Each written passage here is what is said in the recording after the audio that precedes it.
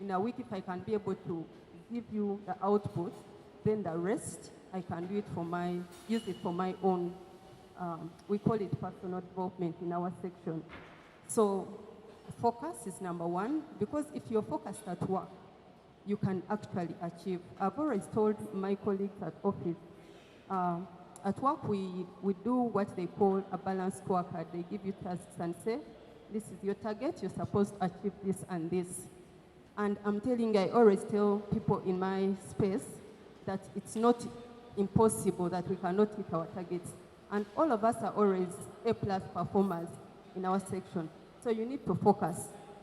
It's not about working 8 to 5 when you're just seated on your table and maybe just talking. So if you know you have an output to give in the next, maybe if they give you an assignment and say by 5 I need this done, do it by 9 and maybe by 2, and then the next 4 hours do something that is productive on your personal side. Yeah. All right. You said you're a mother. I very well know that when you have a lot of workload, it is a ripple effect to your family and career as well. How do you manage family, career, and professionalism? Thank you so much. When it comes to family and career, I have decided to do what I actually call it systems. So I keep telling my husband, in the morning I can say, go for breakfast. Then he's like, is it ready on the table? And I tell him, I have systems in place. So what we need to do, maybe some of you will be mothers or are already mothers or fathers and whatever, you need to put in place systems that really work for you. Get a maid, because we are employed to bring money. I would rather employ a maid who is very good, pay them the amount of money that they deserve, and then I don't stress about having breakfast on the table, having dinner served for my family, having my kid eat bad food. So I put systems in place back home. Office, as I said, I focus, I make sure my targets are hit within the timeline. I am not a kind of person who will move office to office. You find some people spend most of their time roaming around offices, talking, gossiping. The best thing to do is to focus on your job. Because in any case, workplaces are not your homes, they are not your families. We go to work to contribute. After that, it is you. So me, I focus and say, I'm at a workplace to contribute, not to just, they say create social capital. Yes, maybe some people have benefited from social capital at workplaces, but from my side, I feel, I don't know, but I feel friends made at work sometimes are not realistic. I have moved from workplaces. I've worked in 3 organizations, but to be sincere, maybe it's my character, but the kind of people I would think were my friends right now, you find you're not really, really close. So I would rather focus, hit my targets, make money, and then the other bits I consider family to be the most crucial bit. So at workplace, I make sure I go, make my contribution, and then that's it. All right, thank you so much, Jackie. Let me get to Rapper. I've known Boda to be one of the busiest companies in Kampala because transport and mobility, in today's world, you cannot run away from mobility. What makes your self-care vis-a-vis your work really rhyme and you're having time even to smile after a day?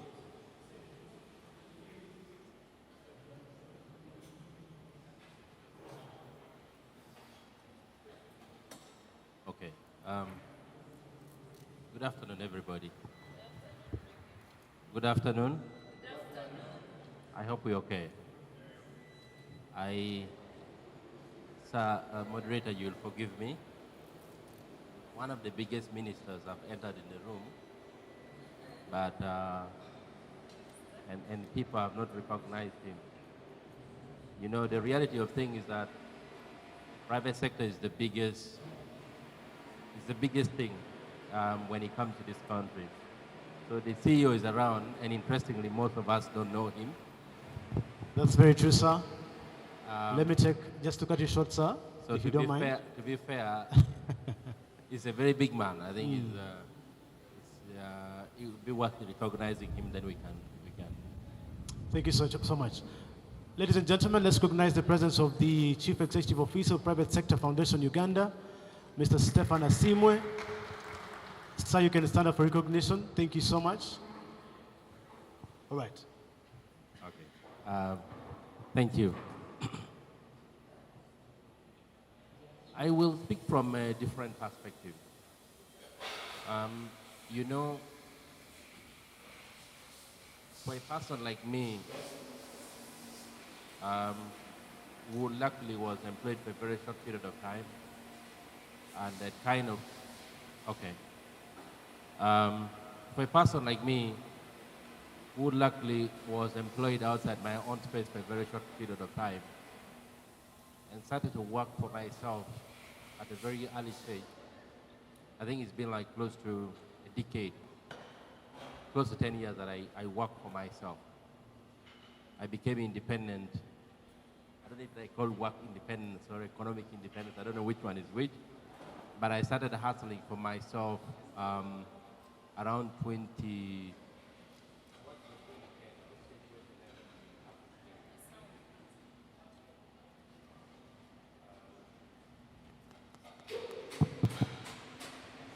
Somebody help us on sound.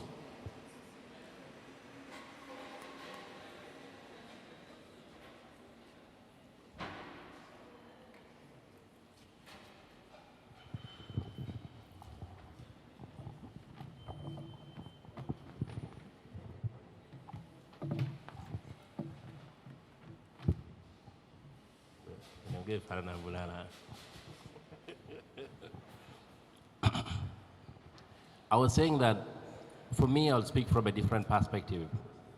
And to be honest, let's all appreciate the different angles and different experiences that people have gone through in life.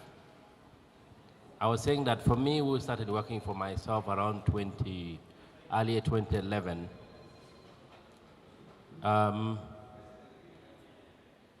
For the very beginning, it's always been about the targets that I've always wanted to achieve. Because when you're not working for somebody else, and if you're not expecting what you could call a salary, your perspective and the way you see things becomes completely different. The many years, I think, from around 2011 when I was doing border riding, of course, before that, I was doing security guarding.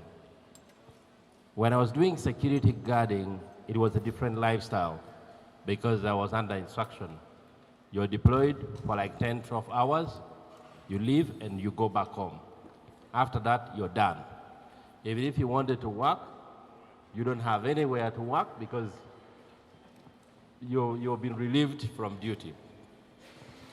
When I left security guarding and started border riding and running away from a salary of 120,000 shillings to now being able to see $1 million plus a month, it was a complete different experience. So, and also to be honest, I think I was also a little bit younger. So the vigor and the energy I had was completely different from what I can do probably today. And those days, you know, like Thursday, Friday, Saturday, you could work even overnight, work much longer. Friday, you start early in the morning, go back, rest, and go back late till morning. And you know, you go back home with around 200,000 shillings, and you feel satisfied and you're happy. The thing is that people in that kind of environment and in that kind of arena, in that kind of life, value so much what comes at the end of the day. And I think most of us who benefited from being border riders were not people who focus so much on being very happy about life. I would say being very happy means probably going to a very big restaurant and eating very nice food, or going in the evening and having a lot of beers and drinking the whole night. Because I met some people who define happiness that today is a Friday, happiness means on Friday you have to go out until like 3 or 5 or like 5 or 6 a.m. That is fun for them. So for most of us who are in that space, you didn't have that chance to probably do some of those things. Even today, you can't find us doing it because it's never been part of our norm and part of our life and part of our excitement. Now, when we started Safe Boda, when I started Safe Boda with my friend, we betted everything in our life to make sure that Safe Boda can work. We had side gigs and side hustles, but we betted everything. So to tell anybody that for the first 5 years I was working 8 to 5 or we were working 8 to 5 is an absolute lie. It's not true. We worked much harder. I think today, even when I'm here, I still receive calls and issues related to Safe Boda. So usually the inner feeling of the person has a lot to do with his physical and facial reaction. It might sound today, if someone tells you that you have to work much harder, more than 8 hours, it could sound like it's a big punishment to you and to your life. But the reality of things is that if you're building a business and if you're building an enterprise for yourself, you might be required to put in more than your staff will put it. Because for you, it's an inner drive. It's an inner zeal. It's something that is driving. You have an issue grinding in between you, and probably when you have invested your money, you've put at stake everything in your life. And at the end of the day, what makes you happy is seeing probably that your business has progressed, some numbers has been realistic, you've innovated something that has an impact, your customers are served well, and those numbers start to make sense. So the way an entrepreneur or an hustler will look at things, or will look at happiness at work, could actually be very different, depending on what stage they are at. The reality of things is that we need to encourage people to take time off, to also take time off and take care of themselves, build realistic relationship, and also be able to even sleep after work or take proper breaks. And I mean taking proper breaks in a way that after work you want to be able to switch off for a period of time whenever you can. Some people will tell you I cannot, but the honest truth is you can't actually switch off for a period of time and have decent and have decent sleep. Usually the numbers that comes keeps you wanting to do more. And usually that is very self-satisfying, especially if it's your own enterprise. If you're working for somebody, what keeps you happy and keeps you going is seeing that your boss is happy, you've hit the numbers, you've hit the target. That is what, because if you don't hit the targets and you don't align well with your manager in terms of the deliverables, you have your career at stake. So the drive could be completely different, but in general is that people need to take time off to reflect on their life. People need to take time off to reflect on the relationship that they have been able to build. People need to take time off to reflect on the contribution that they have been able to make. But I think also, to be honest, is that nothing is much more harder than what you have not been able to face. Because usually things that sound like they are very complicated, but when you actually face them, you can go through it and probably be able to deliver. So work-life balance, being happy, for me, is probably about the growth that I need for the business. And for us, probably at this stage in 2023, I don't work as much as I used to work for Safe Boda. And the reason is in 2023, after 9 years, we built a much more stronger team. We have a much more stronger management team.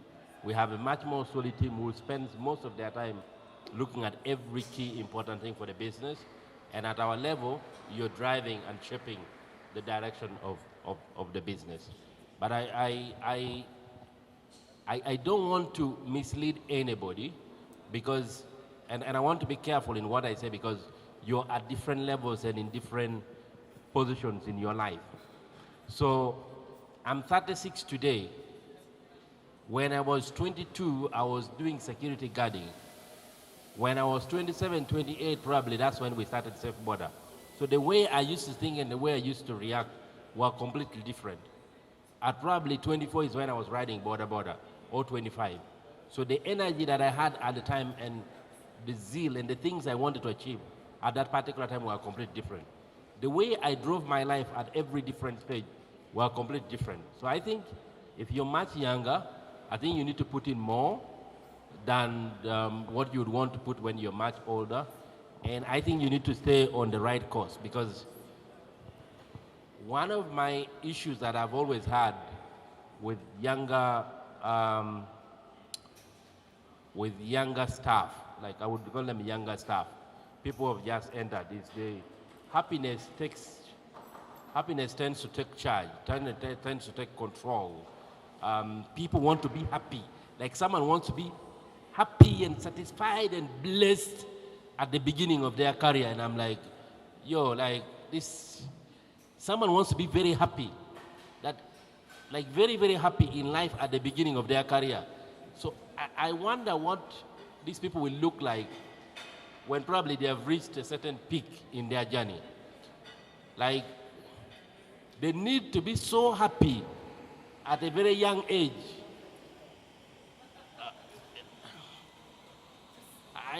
I encourage you to protect and preserve your life very well, but they need to be very, very happy at a very, very young age. Could actually be a very big distraction to your growth and development and probably to the things that you could have achieved in life as well. So this is my way in, but it's upon you to make a decision for yourself. And I hope to see you when you're also 36 and above as well, so we can compare notes. I beg to submit. Thank you. I can never yearn to work there again because of the workload. How do you manage your self-care and the workload at Next Media? Just give us a glimpse. You love rugby of late. I didn't see that in you before. I know you're using it as a stress reliever, as a way of cutting weight or self-care. The microphone is not working?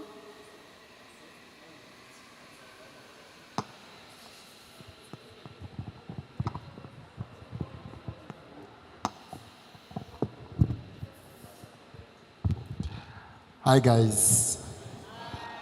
So, like they say, Desire Derek Ford Mugumisa is my name. For now, Head of Corporate Affairs, Next Media. Work-life balance. I don't think there is something like that.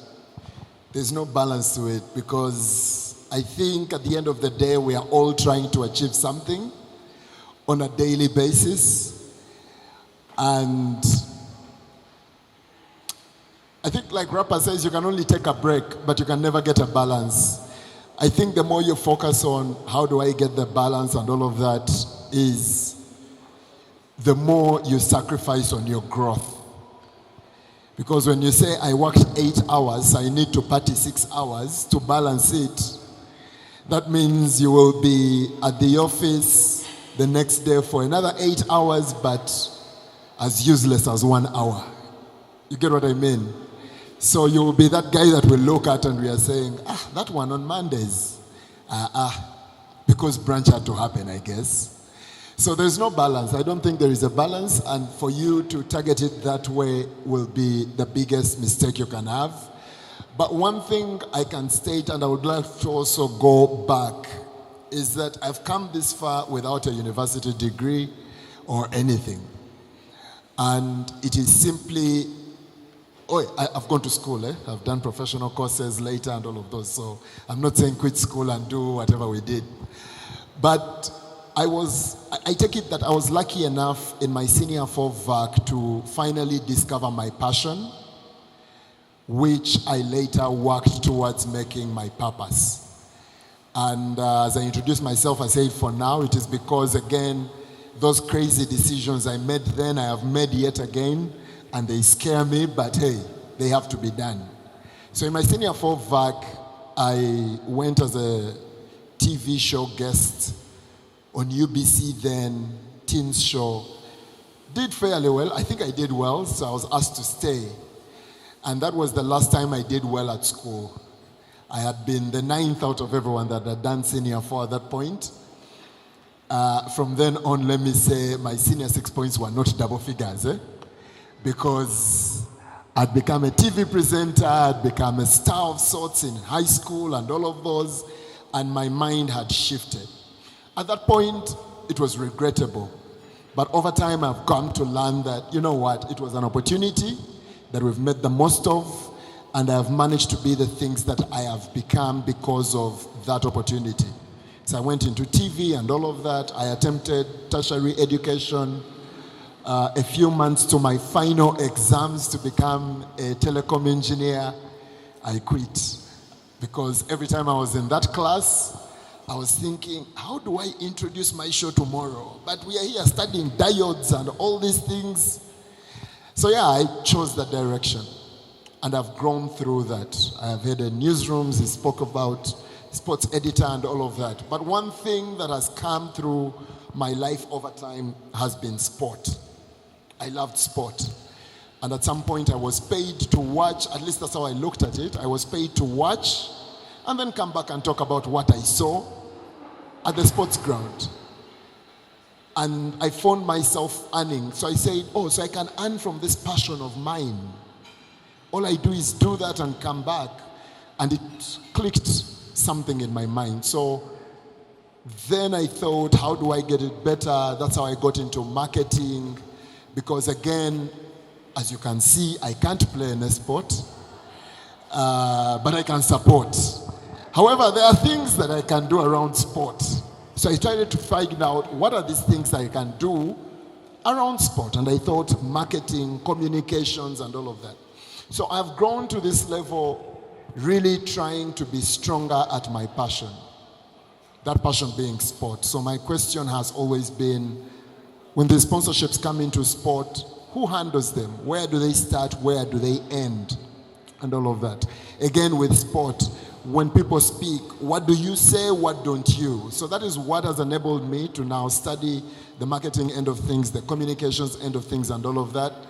And seeing as this is probably my last public engagement in my role at Next Media, I will say that that is what I am jumping off the cliff of.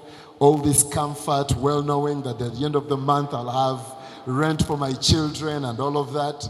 That same thing, the things that I'm speaking of today, are those things that I'm still betting on myself on, to say that going forward I'm going to be a sports marketer, I'm going to be that person that is linking corporate Uganda to sports teams and filling the gap between, because I know that this sport that I support cannot exactly answer rappers' problems at the moment, because when a sports team comes to him, they're going to tell him, give me 200 million and you'll be on the front of my shirt.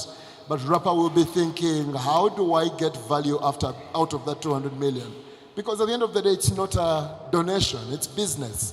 So that is, again, the thing that I am taking a bet on myself on, like he did in 2011, and saying, that's what I'm going into. So work-life balance, it's not there.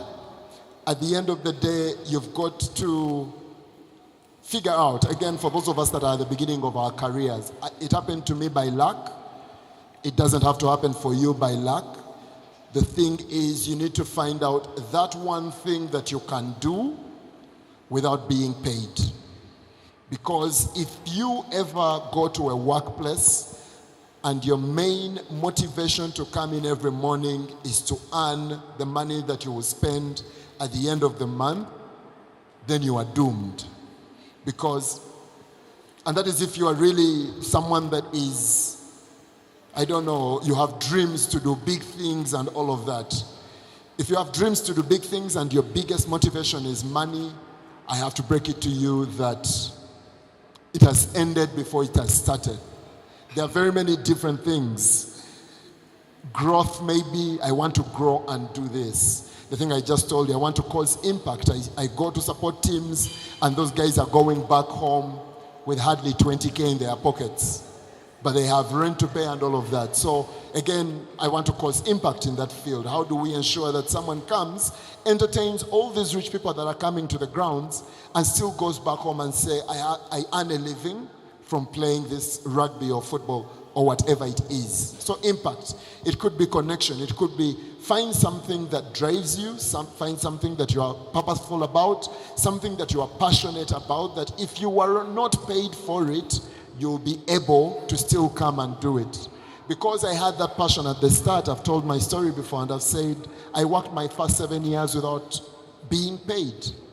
But I used to come to the TV station and later the radio station to do that thing every day. But in my mind, I told myself that maybe these guys won't pay me, but I want that the first time someone chooses to pay me, they'll be able to pay for more than a TV presenter. I want to be a producer, a video editor at that level and all of that. And it happened. So you won't understand my story if being paid is what you drive yourself by, because you won't understand how I worked 3 months, 5 months, 8 months without pay, let alone 7 years. But it paid off later. So it has got to be something bigger, and it's from that something bigger that then the work-life balance idea might come to you. Because you will know that I need to be at the office to do this and that and that. And like she was saying, it's not 8 to 5. It is, I am walking in because we need to achieve this. And what do I need to do? So I need to go in and talk to Julius, talk to this person. When that is done, then you can still be in office until 5 p.m., but work on that side hustle or something that you're also passionate about and all of that. Other than that, you're going to be in office from morning to evening. You'll be asked for a daily report, and you'll still not figure out what you actually did that day. It's very possible. You get what I mean? So have that purpose first. Then you will know where you need to be and where you don't need to be. You need to rest, you need to sleep. But if you don't have that purpose, you're going to say, I need to network. Let me go and hang out with Jackie. And then you will hang out with her. She will probably even buy the drinks for you and everything like that. But you will go home and you will have worked 8 to 5. You will have hung out till midnight, waking up at 5 a.m. tomorrow to go to work. But you've done nothing with those last 24 hours. Because it was nothing purposeful, it was nothing driven. So the work-life balance is going to come from that. Because you know your purpose, I don't have to be at Motive, I can be at home, but I'll be at Motive on Thursday because there is person X that can help my dream, and I will be able to do that. So you'll be well rested and all of that. I think that's the closest you can come to work-life balance, especially when you're starting with career. Otherwise, you will spend so many hours doing so many useless things that you will not have the energy and the drive to do the useful things when they come because, hey, you're tired from nonsense.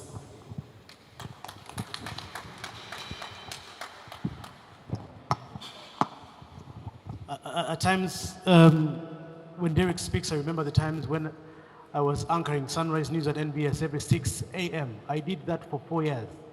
I was at the station before 5, on a daily, from Monday to Friday.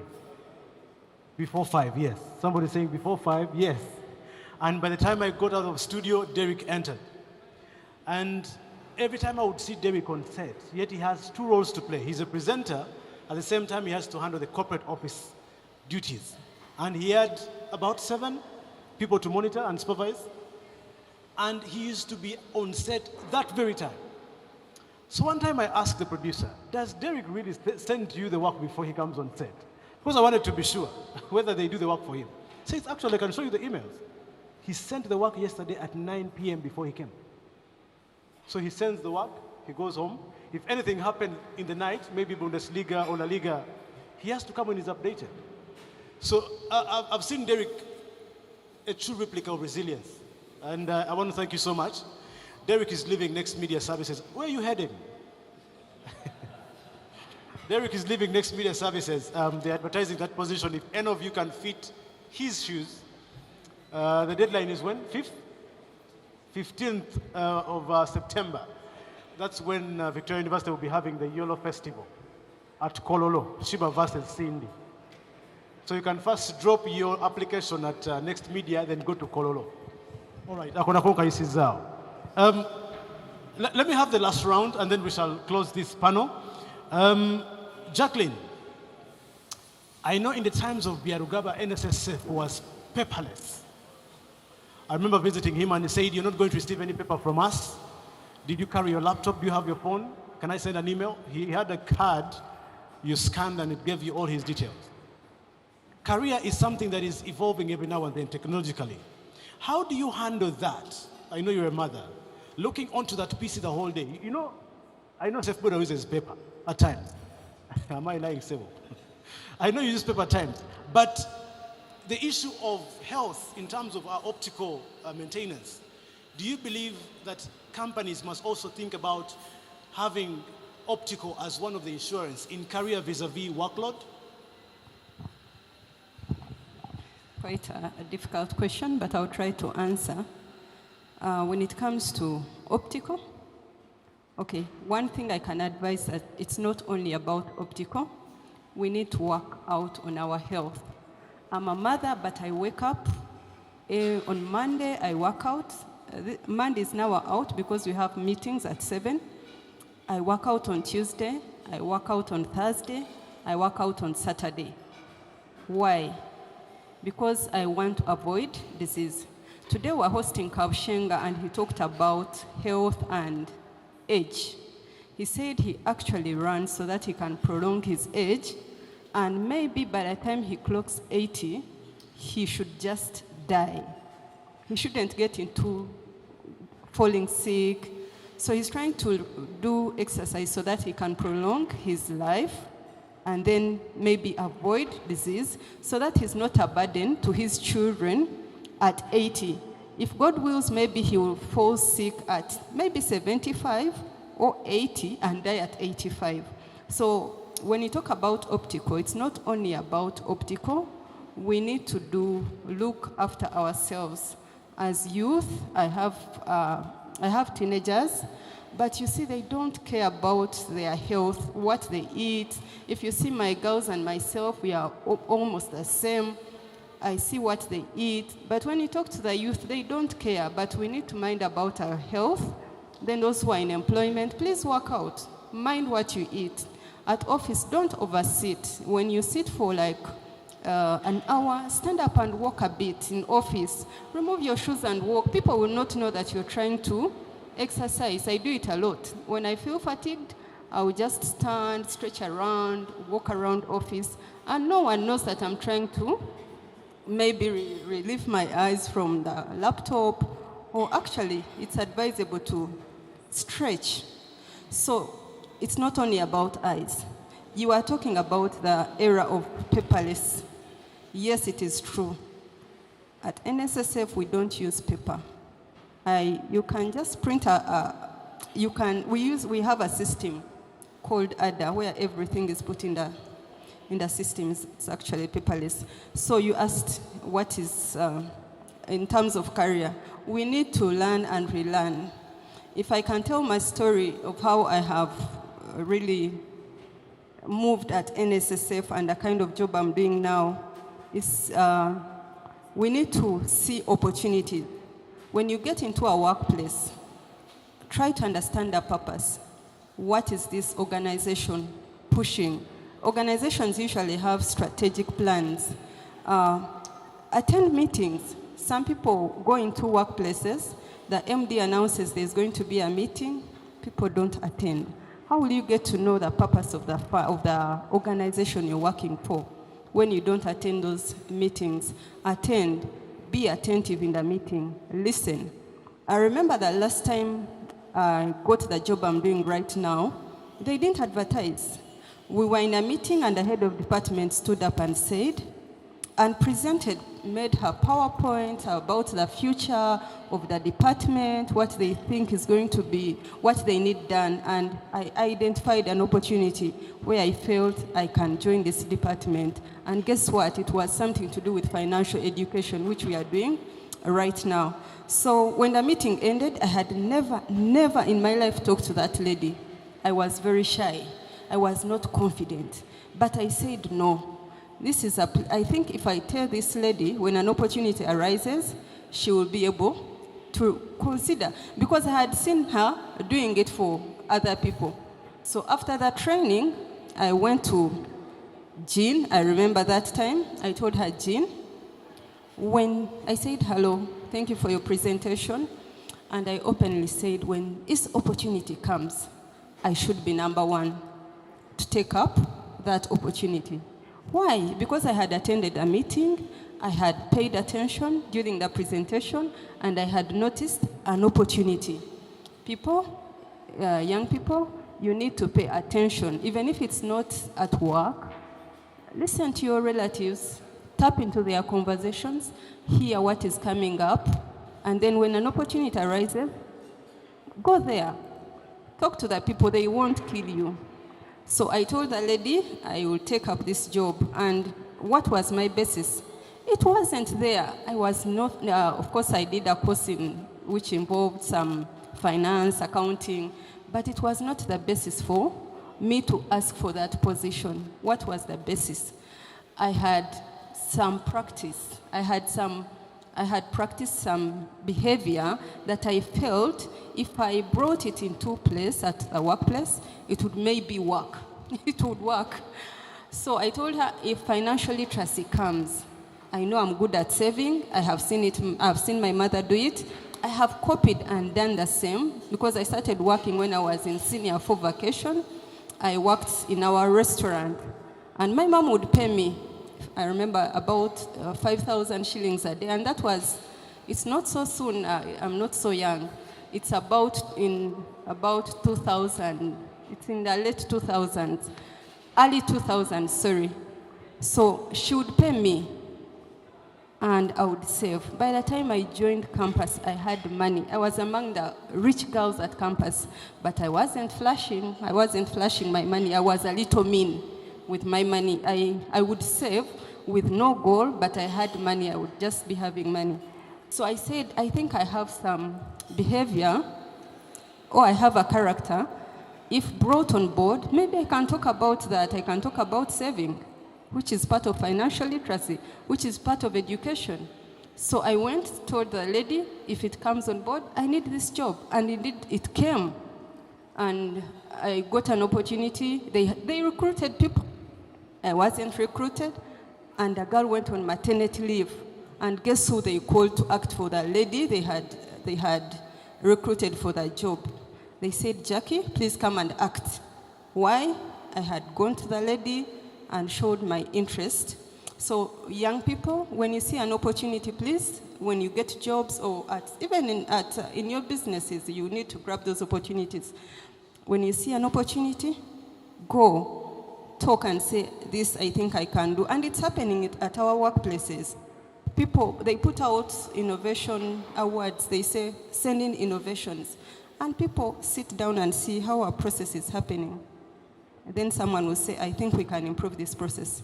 And they win. And I believe the same thing happens with people who are in self-employment. You have those workers who will come and say, Rapper, you know what? I think we can do this at Safe Boda and it will work. I don't know how you award those people. Or if you don't, please try to look at those opportunities. So, I don't remember what the question was, but what I was trying to say is that look at those opportunities, learn. I was not a trained financial literacy coach. I did customer service agency call with MTN, taking calls in MTN. I had not learned that. So take up opportunities, have the zeal to learn, have the passion, and I'm sure we shall all get there. Thank you.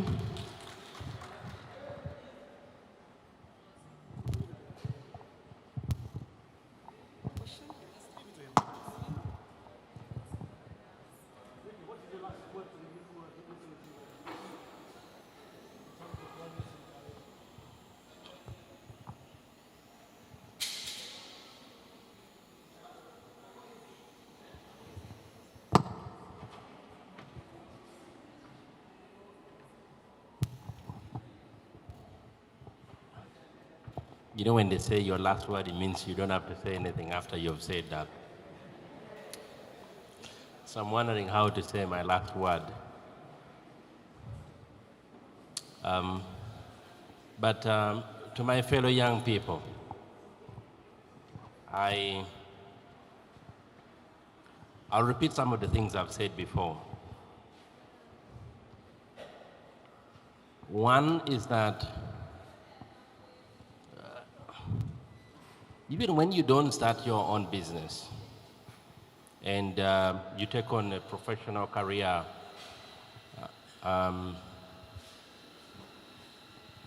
it's not going to be any different. It's equally going to be as tough as probably you starting in your own enterprise. So the world out of the academics, out of school, there are two different things. And you need to be ready to fight and own your own space. Because also, to be honest, no one is ready to give you space. People are happy to welcome you and put you on their side as long as you have shown that you're a nice person to associate with or you're a good person to support. So the world out there is actually hard and tough and rough. This is how I've felt it. And I kind of believe that when you see most people who have been able to make it, they have fought their way through, and they've built themselves to becoming whoever they are today. That's number one. The world is not it's tough. That's like the easiest way to put it. Number two is that this is always my message to young entrepreneurs, is that I do not want you to be moving around with your ideas in a piece of paper with your presentation on a computer without testing out anything. No matter where you are, get started into probably the direction that you want to end up into. Usually most of the things that we have done, and we have done it well, comes from the inside, not from the outside. But I did mention a statement earlier on that there are a lot of young people who want to be very happy, want to enjoy much life, they are also a problem. And to be honest, there is a younger group that wants to be too happy and very jolly. I think they are a problem to a society. So, no one will say to you this because probably they feel they are too young to tell you. But I find that those who want to be very happy end up not being happy in the long run. So it's better for you to strain yourself a little bit so that we can all enjoy later, okay? But get started, please. Even if you are in a professional career and working for somebody or working for a company,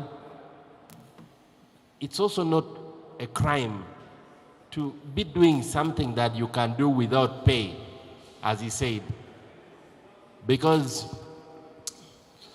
usually people don't realize this, but and you don't even know where to go. So it's not a crime for you to be doing something small that you can do without pay as you try to figure out what's best for your life. To any young person, do not ignore the power that comes with experience. People who have been to where you want to be, associate with them and make them your comrades, your good friends. There's, the keynote speaker was saying, the chair of Bakas was saying something about young people association, and I'm not sure if some of you listen to some of these things. That sort of association and mentorship becomes key to everybody's journey or everyone's success. Because the reality is you need people who have been there to speak to you and shut you up and tell you what you're trying to do is wrong. Disagree with them if you want, if you choose, we'll give you time. Because someone actually kept saying, "Echinte chitalimba chibabudde choka." ebirala byonna osobola kulekana nga w'oyagala. Whatever does will never lie to you is number one. It's called time. You spend it wrongly, you will reap. You spend it rightly, you will also reap. So, associating with older generations and people who have not very old, people who've been where you want to be, to kind of get a glimpse and learn from, because openly I can tell you that as a person I've also made a lot of mistakes. But I somehow even struggle to get a plan to talk about the mistakes I have made, because people only want the white and rosy part of our journey, right? So one-on-one with people like us, or people like those who've been there, people like the Wekesas, the Amos Wekesas, the people like the former CEO of Vision Group, exposes you to some of the mistakes that you want to stay away from and try to avoid, and probably make your own fresh new mistake. Okay? But I can tell you, enensi enyuma goina chowe kole day.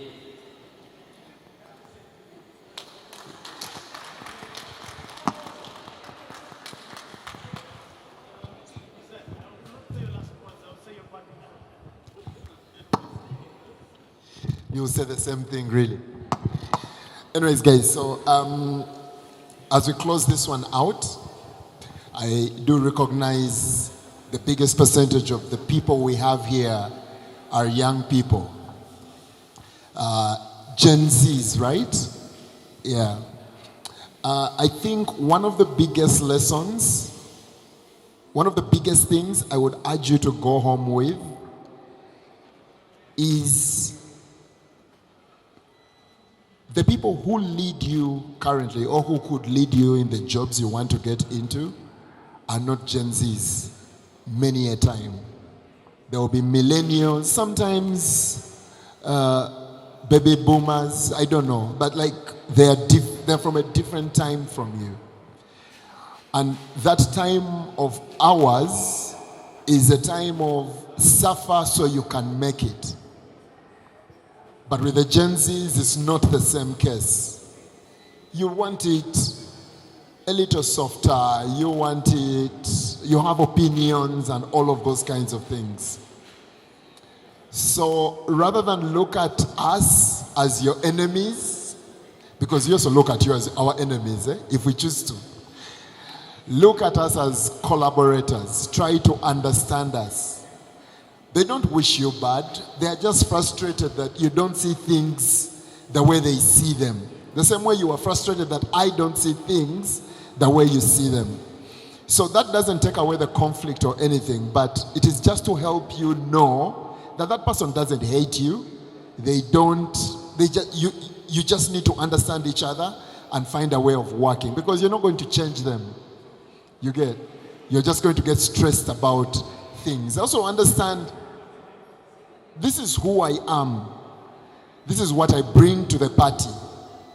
What does the company want? Because you're not going to go in there and change their strategy. They have sat in retreats for months to draw that strategy. So find out, how do I bring myself to this party and go forward? For me, that will be one of the most important things that we get to step away from this conversation. Also, to understand that it is natural for you to suffer setbacks. Like Rick is saying, sometimes you're going to plan to do all these beautiful things and you're going to make a mistake while at it. The beauty about it is that you're only making a mistake because you're trying to do something right. When you make that mistake, don't beat yourself so hard. Mourn it, maybe for 2 hours, 5 hours, but try to pick the lesson. Where could I have gone wrong? What could I have done better? Because that is what makes you valuable in the future. When they say they are looking for experience, that is the experience they are looking for. Where you messed up and know you will never mess up again. You get? So that is what experience is. To know that I have 100 million to spend for this company, I will not spend it on this because when I was a kid, I caused a loss here. Now I know that this is how to go about it. The self-care we've talked about, the load management is something again I will emphasize. The moment you don't know your purpose, as well as understand what the purpose of the company is, you're going to end up doing so many useless things that will not benefit you or the company. So you could be one of those people that is sacked for non-performance, and all you do is go to the bar and cry to your friends, I wake up at 6, I arrive, I leave at 5 p.m., I'm even the last to leave and everything. But friend, there is a chance that you're doing all of these things and they're not the most important things that that company needs. Because that boss that is supervising you is looking for 3 things. And of the very many things that you end up doing, there is a chance you're doing only one of those 3 things.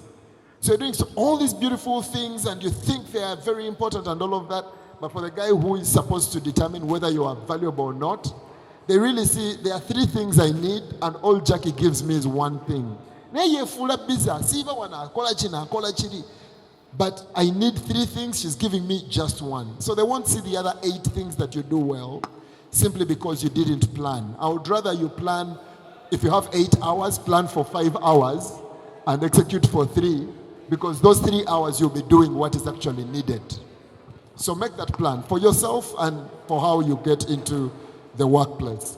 I can't stress enough, thank you. I can't stress enough the mentorship bit that Rapper is speaking to. Some of us have full contact list, of I know Bukyana, I know Jackie, I know that guy. Oh, that guy, I know him, I know them. But they are very useless to you. All you do is know them. You get what I mean? And I'm not asking you to know people that can give you 10K. I'm asking you to be in a position whereby if an opportunity to take people to Bwindi opened up today and they're looking for someone who can do it, you have contacts that are good enough that I can get you a bus, I can get you tickets, I can get you accommodation. You know them. Do you know what that person can do for you? Even your friend that you're seated with, do you know what they can do for you? Because they too are actually thinking, what can I do for Desire? Or what can Desire do for me? So as people are selfishly looking at Desire works at Next Media, I need to make him my friend because maybe someday he will get me a news story. For you, you're just looking at, oh, that's my friend. You just chat. Hi, how are you? Where are we today? And it ends there. That is one way to waste your time, your mindset. Everything else will fall within those particular ones. But yeah, make the most of your time strategically. Be strategic about whatever you do. When Bakash calls you and says, can you speak at this event? You too should be thinking, what do I gain from that event? But also for him to call you means that there are some things that you do intentionally that make him think you should be able to serve that purpose. So where are you as far as that is concerned? Sometimes you have 5,000 followers on Twitter. Your passion is coffee. I'll use Jada here. But all you do is abuse who has abused her ex, is troll Manchester United with your social media and have an opinion on Kyagulanyi. No one will ever know what you're actually good at. And you see, we are not asking you to advertise your coffee. All we are saying is have an opinion on it. Because one time, Rapper and his friends are going to be in a boardroom and they're saying, we want to go the coffee direction, but I don't know who can get us there. That's how you get that top of mind. But if for you want to be a commentator in the corners and say, Kale, they wanted to do coffee in Bimanyi, but look at how they have wasted time there. You have opinions, but you've not shown them. Show us, don't, just tell us about these things. And yeah, we can talk on and on, but yeah, for me, those will be my parting shots.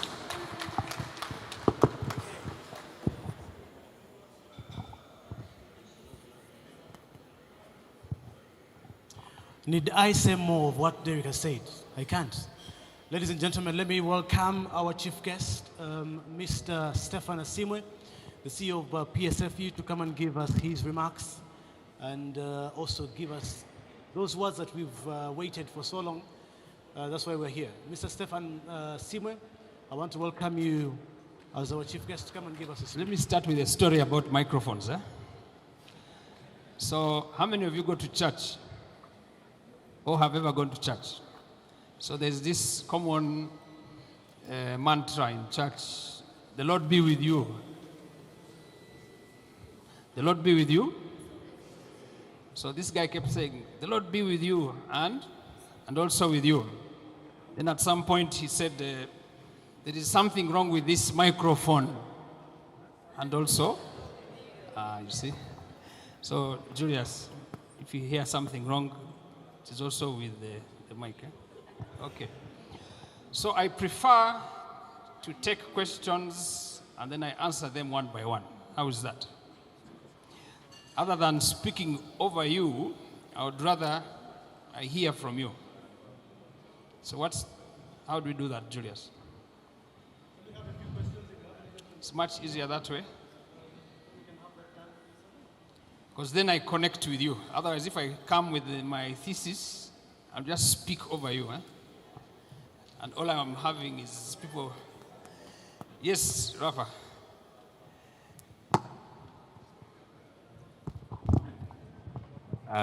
Thank you so much, Mr. Stephen, our CEO.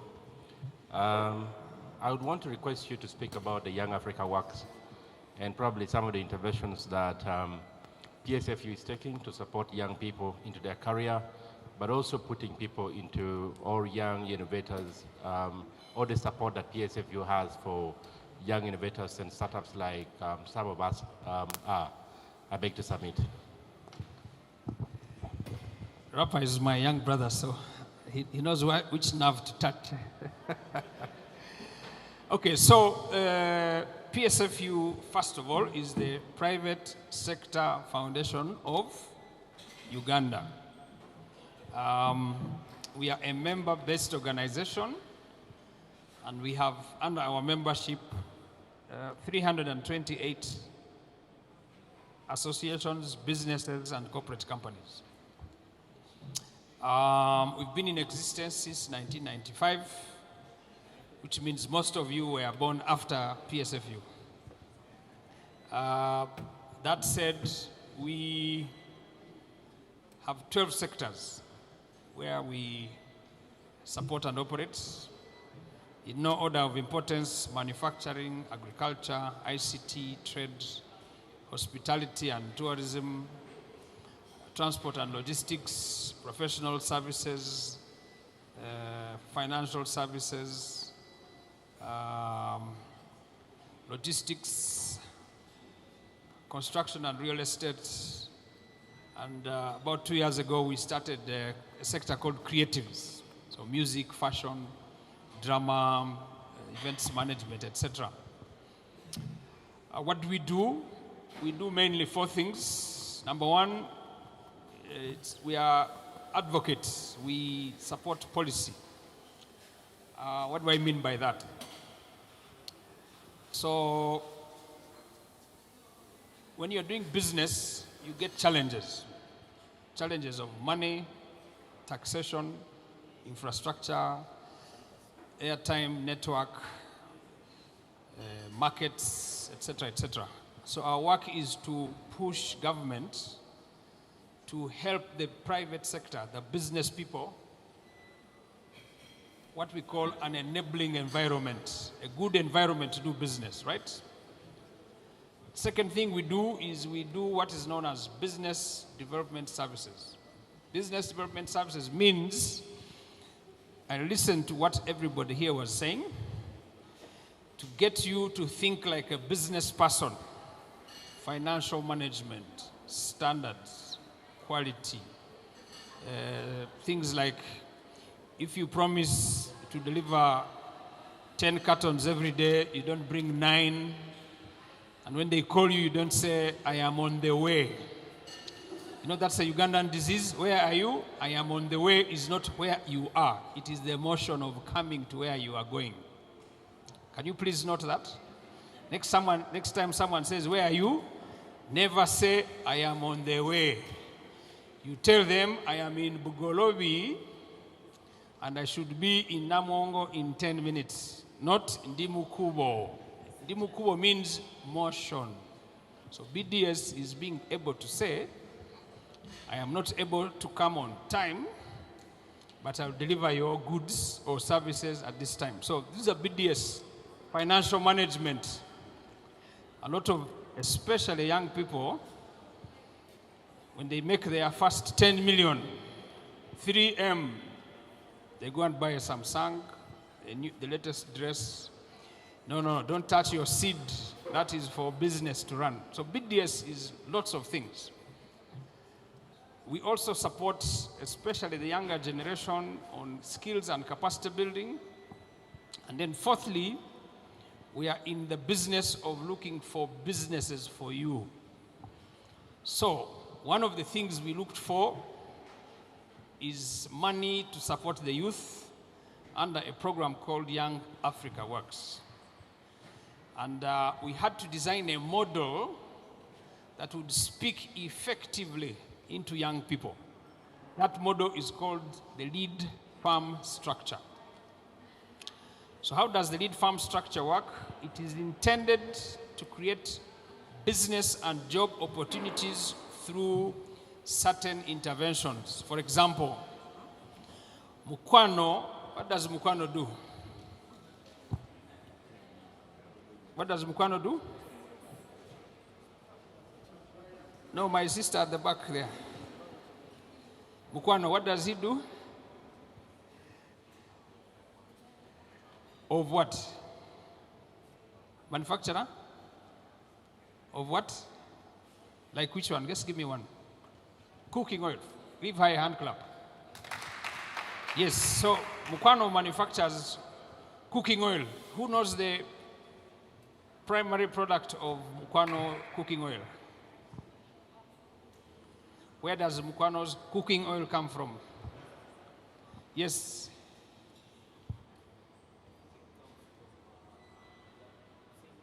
Yes, the raw material. Come again? Kalangala, but what is the material?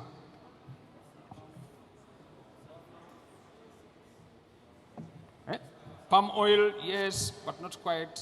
The one of Mukwano comes from something, another place, yes? Sunflower. Give him a hand clap.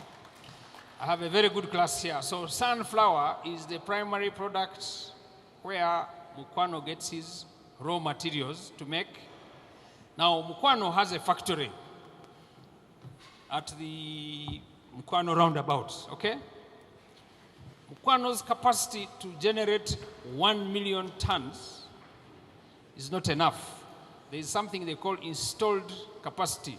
So Mukwano has machines that can produce 1 million liters per week. But Mukwano grows sunflower, and it is not enough. So what does he do? He gets people called outgrowers. Outgrowers to supply him the other part that he doesn't have. So the work of PSFU through Young Africa Works, through the lead farm structure, is to say, Mukwano, we know you need 2 million tons, but you can only manage to produce 1 million. What is the balance? Mukwano can produce 2, but he can only grow 1. What is the balance? 1. Thank you. Good class. Clap for yourselves. So what we do is to look for 100,000 youth to produce 1,000 tons, so that's 1 million tons, so that we then have Mukwano getting full capacity. That intervention is called the lead farm structure, and PSFU is doing one of so many. So we have Mukwano as a lead farm, we have hot loaf, we have hotels, etc., etc. So we know that many youth, especially those under the age of 35, do not have meaningful and consistent jobs. And we know that not everybody in the village can come to the city to get a job.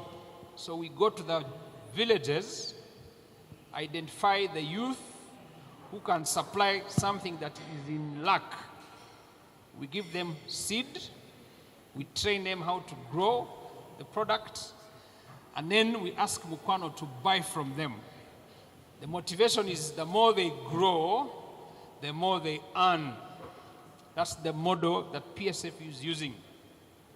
And therefore, we are trying to develop new products every day that will speak into getting people to get those meaningful products that will be supplied. And we do this on very many, what we call value chains. So you may not be able to grow sunflower, but you can be a transporter of the sunflower from the farmer to Mukwano. That's another job. You can also sit near the farm areas and be a mobile money agent. That's a job also. You can also get some capital and lend the farmers. That's also another job. You can also become an extension worker, meaning that you can get some information about sunflower and you are able to go to the farmers and teach them best farming practices. So that's the thinking we have. Now, we have a problem. The problem is that every year, you young people leave university in hundreds, if not thousands. So, on average, we have 600,000 kids leaving university and tertiary institutions, and you come into the job market. And when you hear some very good stories here, you get excited, but sometimes the opportunity is not there. So you have to think creatively. You need information. You need someone to hold your hand, and you need a motive, and people like Julius and my sister here, my brother, to be able to encourage you and tell you about the opportunities. So what we do is we have a lot of these lead farms. They come together, they project a project. I don't know, but Rapper should have told you that he's one of the judges. He looks through your papers, and then he's able to advise us to award money towards this lead farm structure. Now, once you are in production, the next thing we do is we train you, we give you business development skills, but we also look for markets for you. So in the last 18 months, we've been to Tanzania, to Burundi, to DRC, South Sudan, South Africa, we've been to Vietnam, we've been to the United Arab Emirates, to the US, looking for markets for those products. And the good news is that some young people, I remember we went to China and the US, they have made serious money because they listened, they put to heart what we taught them, they went through the rigorous training, and now they are exporting. That's good news for you. I can see people are looking at me with some doubts, but it is possible. So, I don't know whether I've answered the question, but maybe in the last 6 to 8 weeks, we've launched a new project called GROW. GROW is an acronym for Generating Opportunities for Women. Now, where are the ladies here? Put up your hands. Put up your hands like a lady. Don't be shy like these young men. Thank you very much. So, please come and register with us. I would really want to encourage you to join a group called You Will. You Will is Uganda Women's Entrepreneurs Association Limited. Please write it down. It is always important to write down things because you forget quickly. A short pencil is better than a long memory. Always write down, like the WhatsApps. Please mark those words. A short pencil, better than a long memory. You Will is Uganda Women's Entrepreneurs Association Limited. They are found in Uma Showground, not far from here. And look for a lady called Connie. Okay, the ladies, are you taking notes? Connie is on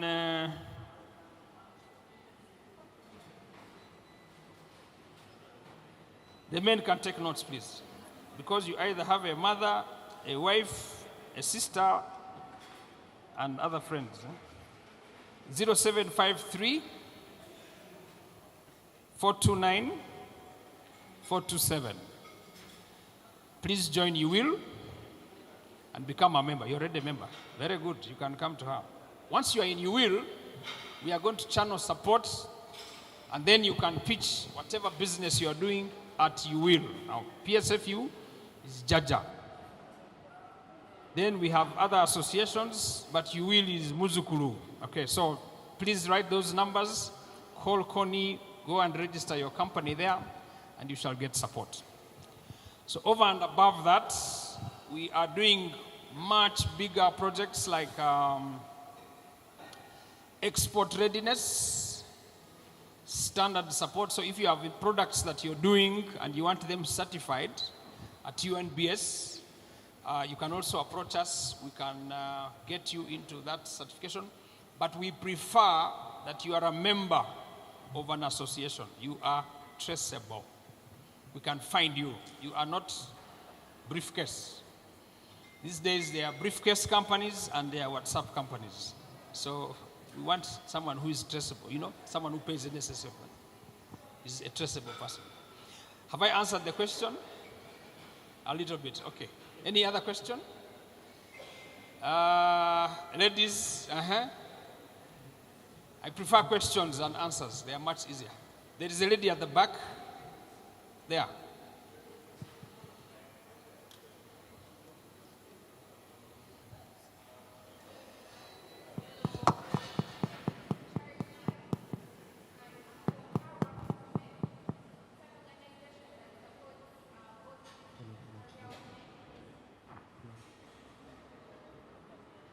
Hello everyone once again. My name is Charity and I'm from an organization called Hardworking Women. We support both business and career women. So my question to you would be, how would you find, are there any requirements that are needed for women to export to markets that are known, that are, let me say, outside Africa, that are, how can I say it? Like, we need to know some of the requirements that are needed for women to export outside Africa. Especially countries like UK, Dubai, something like that. Because most of the women in our community don't know such information. Yeah. So I would love to take notes and send back. Very good. So you want to export something? Do you have a market? Do you have a market? The first thing is market. 2, specifications. What are you exporting? So you need to send your first, if you have to identify a market. Once the market has been found, then there is something called specifications. What do they want? In what sizes? In what quantities? Very, very important is the issue that deals with standards. You must be a qualified and certified exporter. Now, there is an organization called Uganda Export Promotions Board. They are there to help you. But it's important that the buyer on the other side has accepted your product. And once they have accepted your product, what is your capacity to sustain that market? Now, a lot of times, we go and tell people, you know, I can get you all the beans in the world. But the moment we get into that, these guys want a certain quality, color, weight, moisture content. There's a list of things that are required. Then you need to know in what amounts. Then you need to be able to answer whether or not you have capacity to transport that product to that market. Is it going by land, by sea, by air? And each of those has advantages and disadvantages. Air is faster, 6, 7, 8 hours you're there. The challenge with that is it's very expensive. Transporting a ton of beans to China by road and sea might cost you something like $200 or something per ton. By air, whoa, you're talking about $4,000, $5,000, $6,000 per 50 kilograms. So it's a very expensive thing. So the only things that fly these days, flowers, vegetables, and fruits. That's a bit tricky. However, you might want to consider in what sort of quality you're sending. That's why we're encouraging value-added products. Mushrooms can be sold fresh, or you can sell them in form of powder. Ugandans have become innovative. They've started exporting matoke in powder form. But last week I discovered that matoke, bananas, etoke, can be exported in its flower form. But I've also just learned that the banana leaves, the cover, the peels, have actually got a lot of nutritional value. You know those things we peel off the matoke? They have a higher nutritional value than the inside pulp. They are gluten-free, and the world is suffering from people who are suffering from gluten challenges. So innovation, that's why we are here. Innovating is very important. A banana tree now has higher value because people have discovered you can make very good natural hair. Did you know that? So the next time you find yourself without a matoke tree, someone has taken it for their hair. Wrapper. Very good hair from the tree. Yes. So we can give you the markets, we can guide you, and we can give you some value addition in that. But again, I insist you need to be a member of an association to get more value proposition for your work. Yes. Now the hands are more. Okay. You came first, okay? Okay. Good evening, ladies and gentlemen. Okay. I am Bruce Wakunda. Thank you to this amazing panel for the instructive guidance. Those insights were really informative. Now, Stephen, I understand shortly when you had left university, you were a freelance reporter at the New Vision. I think even a proofreader at night. I want to understand what really motivated you as a young man. What? What really motivated you What motivated as a me? young man? And then another question. You have career choices you regret. And tell me two things you wish you had known earlier in life at the beginning of your career. Thank you. Wow. Good questions. Okay, so when I left university, the economy was much harder than what it is now. It was very tough. This area where we are was a bush. You're looking at 1989, 1990. Some of you were not yet born. So it was a very tough time. There was only 2 newspapers in Uganda, and I had a passion for media and for journalism, but I was a hustler. So there's something else you don't know. So I had 3 jobs a day. So job number 1 started at 9 o'clock in the morning. I was a researcher. I used to do research. So back in the days, there was a lot of insecurity in the north. So we used to do a lot of research on what makes people go into rebel activity, what's the cause of internally displaced people and the impacts and all those things. So I had a research background. So I used to do research from about 9 o'clock to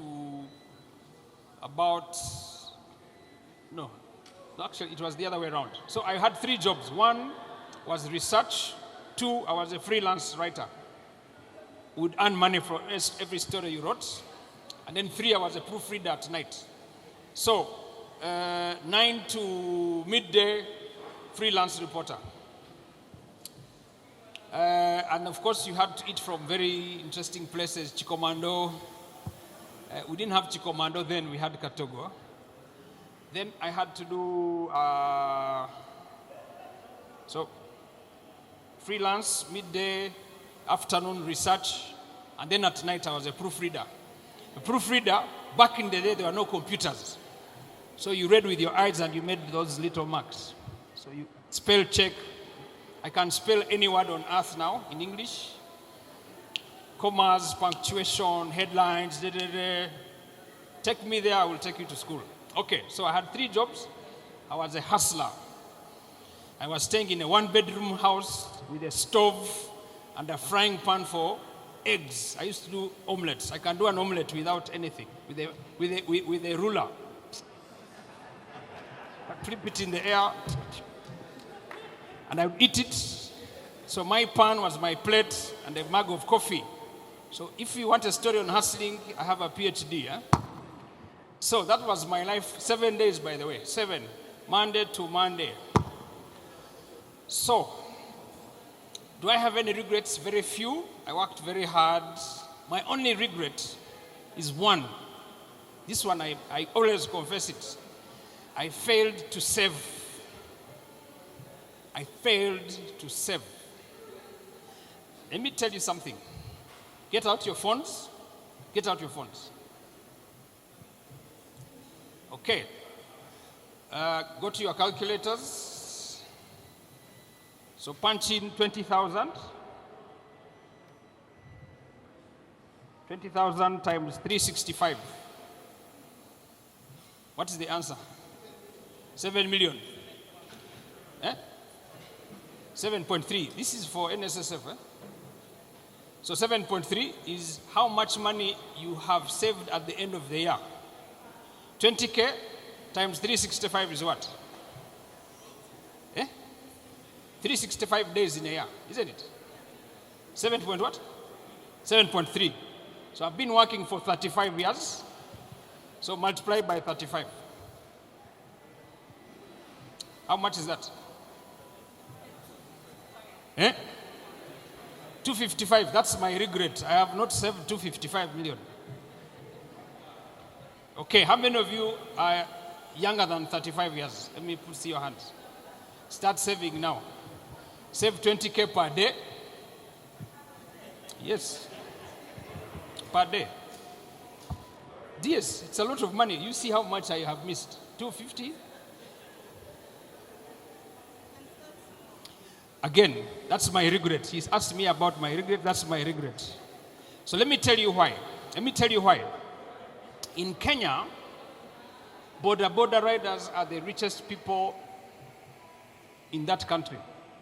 They have built skyscrapers. Well, not skyscrapers, but they have built property that is over 30 tall. This one I'm telling my brother. Why? They are saving 20,000 shillings a day. They are putting money. So the banks have come together and said, wait a minute. Banks follow income. They follow cash flow. So imagine each one of us here saved 20K a week. Okay, multiply this number by 20 million. Let's calculate here. 20 million times 20, times 20,000. What is that? You turn it around. You know, iPhones can't read after that. This is for NSSF. You see that? That is how much? 400 billion.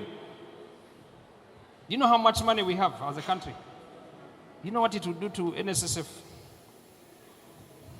I'm giving you free.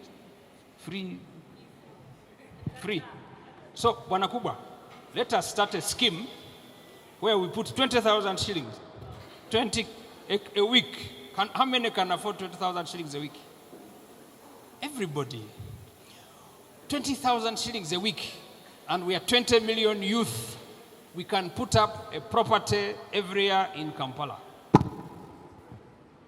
That's my regret. I've answered your question.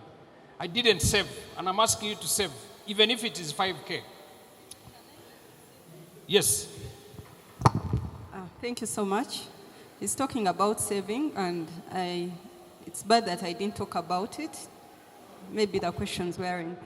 So, saving, yes, he's talking about saving, and I'm encouraging us to start thinking about saving for our retirement, like he's saying. And each one of us can actually do it. I believe all of us are above 16 years. If you're not employed, you can do what they call voluntary saving with NSSF on an individual basis. I think we've talked about it before for those who have attended. The minimum you need to start with, he's talking about 20,000, but with NSSF, the minimum you need is just 5,000 shillings to become a voluntary member. And there is power in saving, like he's saying. There is compound interest at NSSF. You deposit your 5,000 each year, that money will earn interest, then the interest it earns will also earn interest, and before you know it, Asiimwe, I served you. I remember when you came to claim your benefits, it's me who attended to you at Workers' House, and I think you should have got money more than what you're talking about. So NSSF money actually grows, and when you're young, you have advantage of time. So please take on voluntary savings. It's very easy. If you're interested, just walk to any branch. We shall register you, or you can just register yourself online. Go, type NSSF Go, register yourself, get a number with NSSF if you have a national ID, then dial *165#, start saving. Thank you so much. So she has leaked my secrets. I picked some money, but I should have saved more. That's my regret. Really, I should have saved more money. Eh? Thank you. Okay, questions? Oh my gosh, I'm in trouble because I have to go somewhere. I think I need half a day. Yes.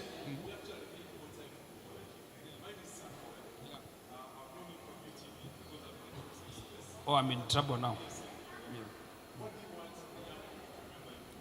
Me? Oof. Yeah. That's a tough one. What do you want me to be remembered for? What do you want? That's a tough question for me. I really don't know. Yeah.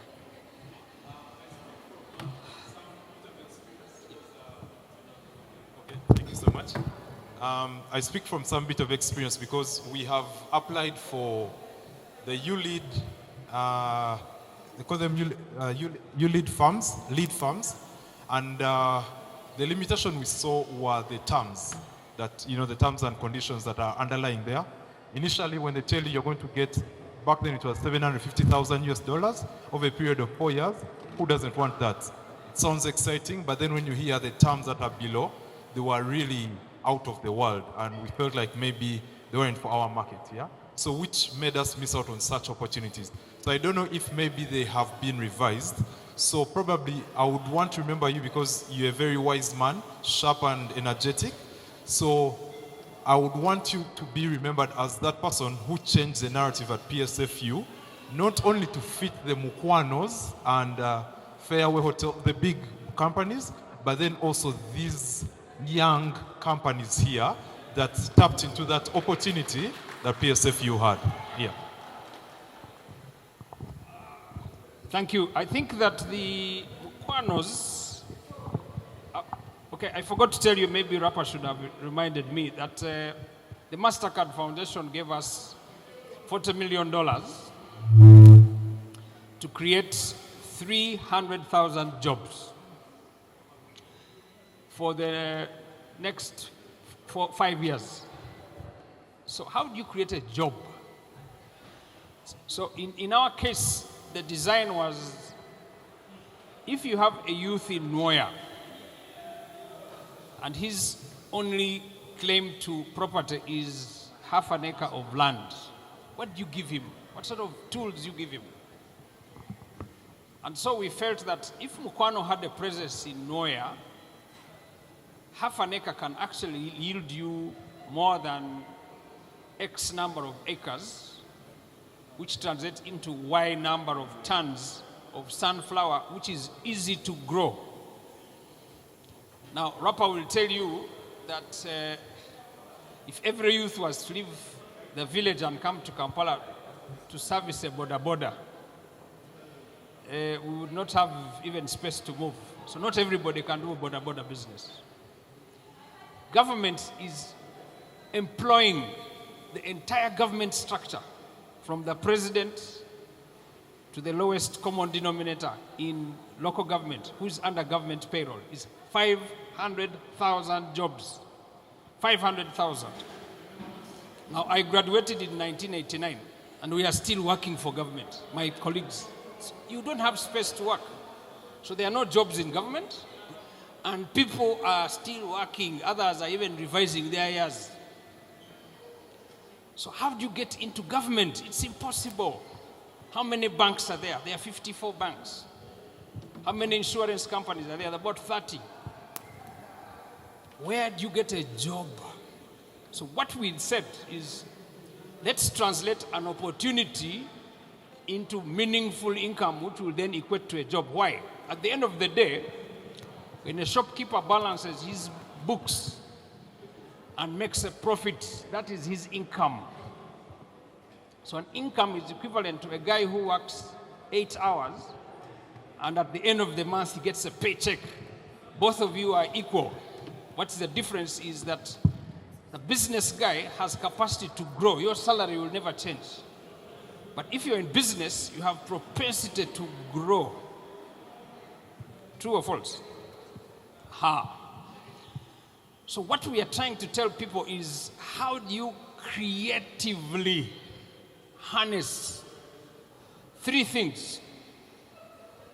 Number 1, resources. Number 2, time. Number 3, human capacity. And number 4, harness an opportunity. How many of you have been to Masaka around the months of May and November? What do you see at night? Thank you very much. You see a small animal called nsenene. It's an insect. But nsenene only comes in May and November. So what happens in the other months? If your only proof to income is nsenene, what happens after May? You cannot manufacture nsenene. Nobody in the entire scientific world has invented. They've done something well in mushrooms, because mushrooms are dependent on certain chemical. The East African is a very rich company. It's owned by the Aga Khan. So they looked at the deal. It was small. It was not very, they were earning that money in 1 week. So do you know what they said? They said, we are pulling out of the bid. And we were only 2 companies that bidded. So in 24 hours, my company with my friends was 1.3 billion shillings richer. You should have seen me going to Arusha. I even borrowed money for the air ticket. I landed in Arusha. I signed the check. We started production. They paid me my first check of $25,000. I got into a plane with my friends. We went to Dubai for shopping.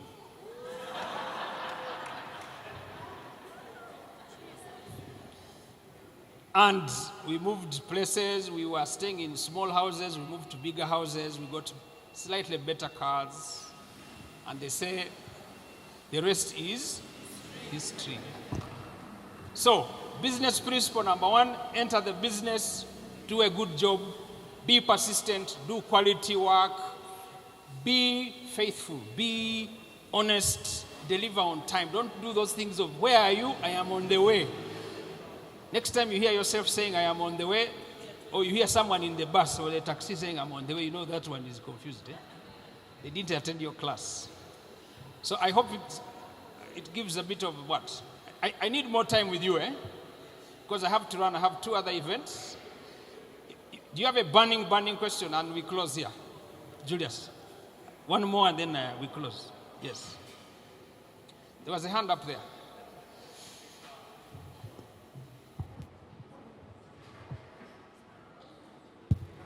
I'm about to say I'm on the way, because I'm hearing my phone calling. Yes, good evening, everyone. There are about 21 businesses listed on the USE, Uganda Stock Market Exchange. Yet, I believe there are businesses off the market that can be valuable investment opportunities, most especially for the youth. So, as the head of PSFU, just kindly asking, have you been able or are you looking towards creating an investment space whereby even the companies that are not listed on the USC, mid-level companies, can also be able to play in a place whereby they can be able to receive funding from the public or from interested individuals? Thank you. That's a very good question. It deserves a hand clap. Eh? So, okay, I need to do a bit of teaching here. So, we have something called a business barometer. Business what? Business barometer is something that we send out there to the public to gauge people's thinking, experiences, likes, dislikes, challenges, success stories, etc. The biggest challenge that came from the last barometer last week was access to capital. People don't have access to capital, money. So capital can come from either borrow money, or you have savings from NSSF, or joint ventures. Okay. So just before I forget that, I want to give you a principle. Just before I get into your story, I need something tickling me. So my biggest regret was saving. So when I got some money, we started saving schemes. So we grew up, I started one of 20, 30, 50, 100. The one which I have the biggest is 1 billion shillings a month. So many of us would, every week, we were being bombarded by wedding contributions. So before we knew it, we were spending 1 million shillings on contributions. 100 here, 50 there, 150, 200, Then funerals which come from nowhere. So we sat one evening having tea and said, but you man, every month I'm losing money to weddings. And my son is still 2 years. By the time he's 20, I will have wedded everybody in this town. So what do we do? I said, yeah, even me, yeah, even me. So it became a mantra. So we said, but you people, what if we got this 1M and saved it and invested it? So we got to 30 of us. So 30 people got together and we saved 30 million. So in 10 months, how much money do we have?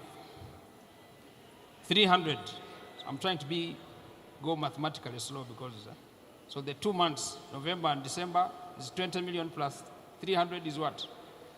So every year I save 300 and, so we save 320 million. We did that for 10 years.